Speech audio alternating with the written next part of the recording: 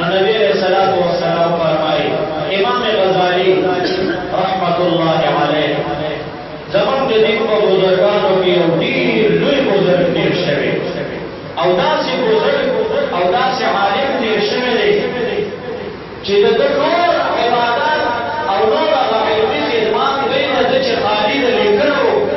هغه تصنیفات ده کم کړي قرآن او حدیث ته لیکل ده کړي نو د ده هغه کتابونه چې کله دی وفات شو نو د ده هغه کتابونه یې راجمع کړل د ده د پیدایش نه مرګ پورې د ده په هغه ژوند باندې تقسیم کړل نو په ورځ او په شپه په 24 ګنټې کې 700 صفحې صرف د ده د قرآن او د حدیث د لیکلو خدمت فرض او شپه کې وسوا صفحې د خالي لیکل کړي دي دومره لوی بزرګ او عالم دی او دومره لوی بزرګ او عالم دی چې حدیث کې راځي نبی علیہ الصلوۃ والسلام فرمایي علماء امتی کانبیاء بنی اسرائیل الله پیغمبر وایي زما د امت عالمان دا د بنی اسرائیل د پیغمبرانو په شان دي زما د امت عالمان زما د امت علما د بنی اسرائیل د پیغمبرانو په شان دي چې په معراج کې د دوه جهانو سردار دا لاړو معراج ته د موسی علیه السلام سره ملاقات وشو موسی علیه السلام ورته کیله وکړه ورته وی تا یو خبره کړې ده دا یو حدیث ویلی دی چې علما امتي کانبیاء بني اسرائیل تا وی د خپل امت مولیان عالمان د بني اسرائیلو پیغمبر سره برابر کړي دا ولې هغه ورته وی ما بالکل دا حدیث ما ویلی زما د امت عالمان دا د بني اسرائیلو د پیغمبرانو په شان دي هغه ورته وی څنګه وی زه به د خپل امت یو عالم را مخکې کړم او ته ترې امتحان دې واخله انټرویو دې واخله دا ته به خپله پته ولګېږي نو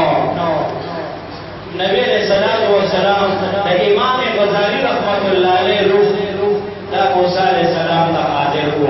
نو موسی علیہ السلام ته امام غزالی سے موسی علیہ السلام ته تپوس کوي وی ستا څه نوم دی هغه ورته وایي زما نوم امام غزالی دی د پلار مې دا نوم دی او د نیکه مې دا نوم دی او د تر نیکه دا او د کور نیکه دا او ټولې کیسې ورپسې وکړه نو موسی علیہ السلام ورته وی ما تا نه تپوس وکړو چې ستا څه نوم دی بس تا وایي چې زما نوم دی امام غزالی دی دومره ډېرې کیسې ته څه ضرورت دی امام غزالی صاحب ورته وی تا نه الله تعالی تپوس وکړو چې ما تلک بیمینک یا موسی موسی علیہ السلام لاس کې دې څه دي نو تا ورته وی هي عصای اتوکأ علیها وارش بها علی غنمی ولی فیها معارف اخرى الله تعالی تپوس وکړو موسی لاس کې دې څه دي نو تا ورته وی چې همسا ده څه دي همسا ده نو تا ورته چې دا همسا ده او کله چې د ستړي شم نو تکیا په لګو او ګډو ورته په باندې را څنګه مو پلانې چل وتا په وسله کیسو کا داولي موسی علیہ السلام ورته وی ما خو الله تعالی سره خبرې زیاتول وختل لګا چې څوک د چا په نه وسره خبرې زیاتول غواړي نو ما خو الله سره خبرې زیاتول وختل موسی امام غزالی سے وته د الله پیغمبر او موسی علیہ السلام ما تا سره خبرې زیاتول وختل نو دا وستا څومره نماوي زماګانو د پلار میلاد او د نیکه دا او د ترو نیکو دا موسی علیہ السلام د دوه جهانو سردار ته وی تا صحیح ویلي چې علماء امتی کانبیاء بنی اسرائیل بهر امام غزالی د دین پای عالم دی هغه یو کتابونه ډېر لیکلي ما تاسو ورځ شپه کې دا نو وسو صفحې صرف د لیکلو خدمت دی یو کتاب لیکل احیاء علوم الدین هغه کې د علم په فضایل ډېر باس کړي هغه کې دا حدیث راوړل دی امام غزالی سے وایي چې یو عالم یو مولا دا د دین یو مسله بیان کړي او مقتدیان واوري عالم مسله بیان کا او مقتدی واوري دا نه عالم عمل ته تیار دی او نه مقتدی عمل ته تیار دی صرف بس مولا اوي او مقتدی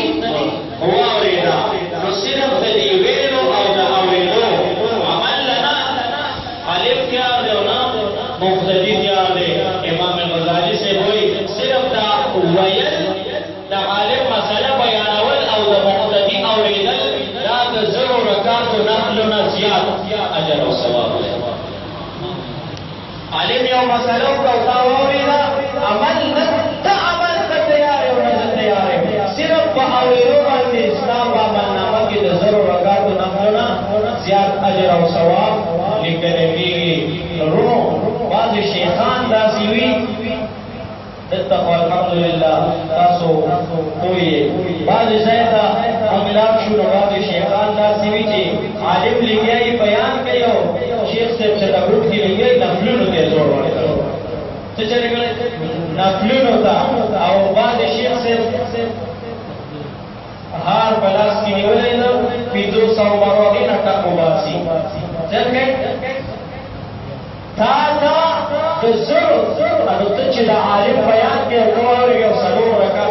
رکعات نه چې عالم مسله بیان کا او دا اوريدا امن دې وکړه صرف په دې اورېدو تا د زرو رکعات نه زیات